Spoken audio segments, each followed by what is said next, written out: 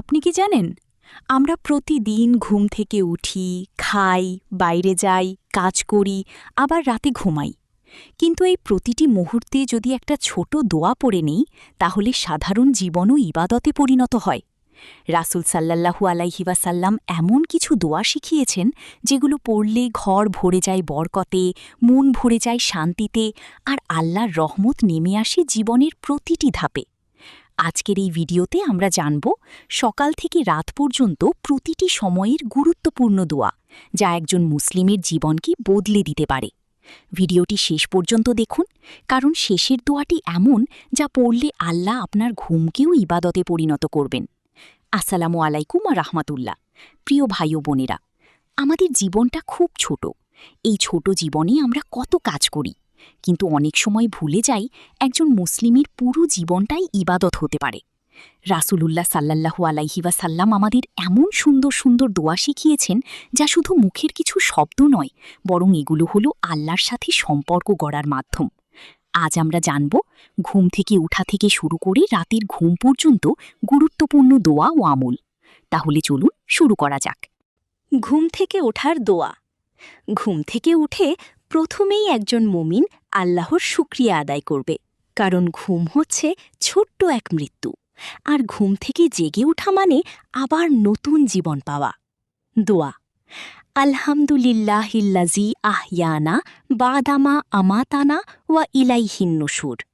অর্থ, সব প্রশংসা আল্লাহর জন্য, যিনি আমাদের মৃত্যুর পর আবার জীবন দান করেছেন এবং তার কাছেই ফিরে যেতে হবে। ভাবুন তো, যদি আজকে ঘুম থেকে না উঠতাম, যদি এই সকালটাই জীবনের শেষ সকাল হতো। তাই প্রতিটি সকাল শুরু হোক আল্লাহর শুকরিয়া দিয়ে। বাথরুমে প্রবেশের দোয়া। বাথরুম এমন একটি জায়গা যেখানে শয়তানের অবস্থান বেশি থাকে, তাই প্রবেশের আগে দোয়া পড়া সুন্নাত। দোয়া। আল্লাহুম্মা ইন্নী আউযু বিকা মিনাল খুবুসি ওয়াল খাবাইস।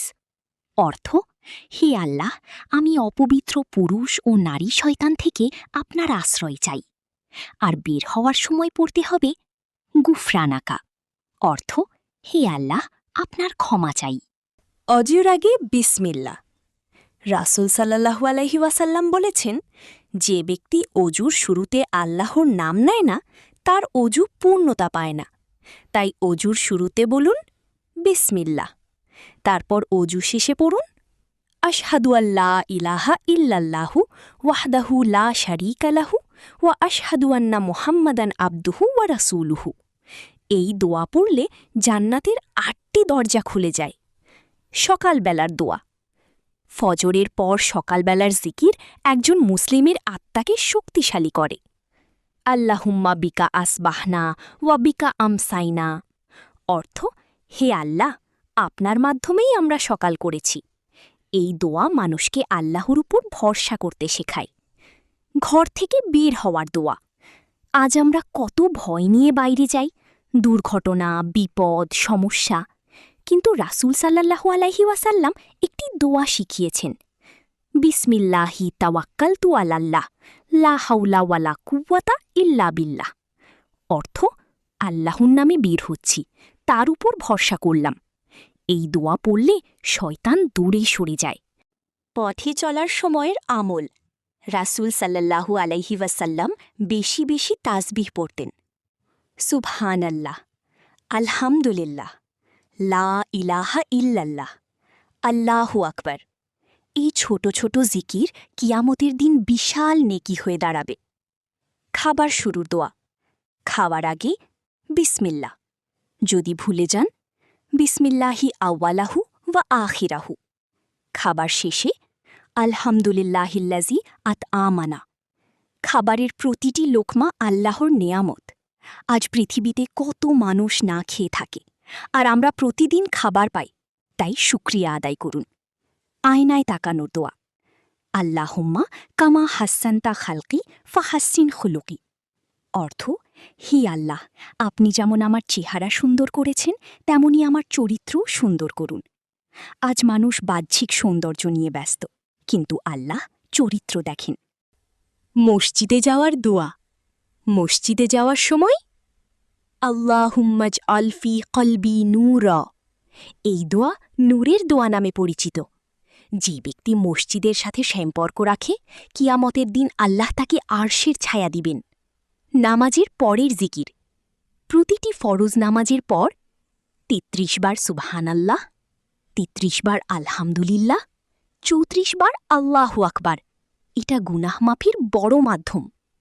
বৃষ্টি দেখলে দোয়া। আল্লাহুম্মা সয়্যিবান নাফিয়া। অর্থ, হি আল্লাহ, এটাকে উপকারী বৃষ্টি বানান।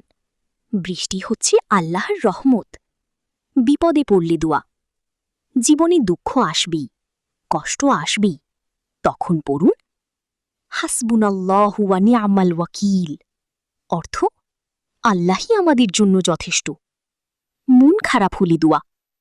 লা ইলাহা ইল্লা আনতা সুবহানাকা ইন্নী কুনতু মিনাজ জালিমিন। এটা ইউনুস আলাইহিস সালামের দোয়া। এই দোয়া অসহায় মানুষের হৃদয়ে শান্তি এনে দেয়। সন্ধ্যার দোয়া। সন্ধ্যার সময় শয়তানের অনিষ্ট বেশি হয়, তাই মাগরিবের পর পড়ুন আয়াতুল কুরসি, সূরা ইখলাস, সূরা ফালাক, সূরা নাস। এগুলো মানুষকে শয়তান ও জিনের অনিষ্ট থেকে রক্ষা করে। ঘরে প্রবেশের দোয়া। আল্লাহুম্মা ইন্নী আসআলুকা খয়রাল মাউলাজ। যে ঘরে আল্লাহর নাম নেওয়া হয় সেই ঘর থেকে শয়তান পালিয়ে যায়। ঘুমানোর আগের আমল। রাসূল সাল্লাল্লাহু আলাইহি ওয়াসাল্লাম ঘুমানোর আগে ওযু করতেন, তারপর সূরা ইখলাস, ফালাক ও নাস পড়ে শরীরে ফু দিতেন। ঘুমানোর দোয়া। বিসমিকাল্লাহুম্মা আমুতু ওয়া আহইয়া। অর্থ, হে আল্লাহ, আপনার নামেই আমি মৃত্যুবরণ করি এবং জীবিত হই। কত মানুষ রাতে ঘুমিয়ে সকালে আর ওঠে না, তাই ঘুমানোর আগে তওবা করুন।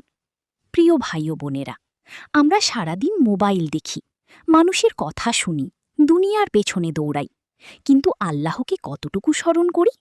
একটা ছোট্ট দোয়া হয়তো কিয়ামতের দিন আপনাকে জাহান্নাম থেকে বাঁচিয়ে দিবে। আজ থেকেই নিয়ত করুন, দিনের প্রতিটি কাজ শুরু করব আল্লাহর নামে, কারণ যে জীবনে আল্লাহ নেই সে জীবনে শান্তি নেই। আল্লাহ আপনাদের জিকির করার তৌফিক দান করুন। যদি ভিডিওটি ভালো লাগে তাহলে লাইক দিন, শেয়ার করুন এবং চ্যানেলটি সাবস্ক্রাইব করুন। আর কমেন্টে লিখুন আলহামদুলিল্লাহ। আসসালামু আলাইকুম ওয়া রাহমাতুল্লাহ।